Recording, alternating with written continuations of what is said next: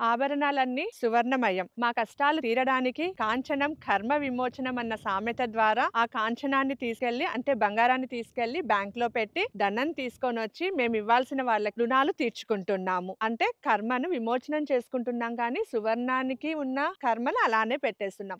ఇలా బ్యాంకుల్లో చాలా మంది డబ్బులు పెట్టి ఎవరికి ఇవ్వాల్సినవి వాళ్ళకిస్తున్నారు. బ్యాంక్‌లో నగలు మాత్రం అలానే ఉండిపోతుంది. మీ చేతికి రావడం లేదు. అలాంటి వారందరూ అమ్మవారికి నమస్కారం చేసుకొని నేను న్యాయంగా సంపాదించిన నా బంగారం బ్యాంకులో నుంచి నేను విడిపించుకొని తీసుకొని రావాలి అని మీ నగలని కళ్ళు మూసుకొని ఊహించుకొని వాటికి ఆరా క్లెన్స్ చేసి అమ్మవారిని నమస్కారం చేసుకొని నేను చెప్తున్న మంత్రాన్ని ప్రతిరోజు తప్పకుండా 108 సార్లు చేయండి. మంత్రం ఏంటంటే ఓం ఐం హ్రీం శ్రీం శ్రీ సువర్ణలక్ష్మీ దేవ్యై నమః. ఓం ఐం హ్రీం శ్రీం శ్రీ సువర్ణలక్ష్మీ దేవ్యై నమః. అమ్మవారిని నమస్కారం చేసుకొని మీ సువర్ణాన్ని తిరిగి మీ దగ్గరకు చేర్చుకోండి.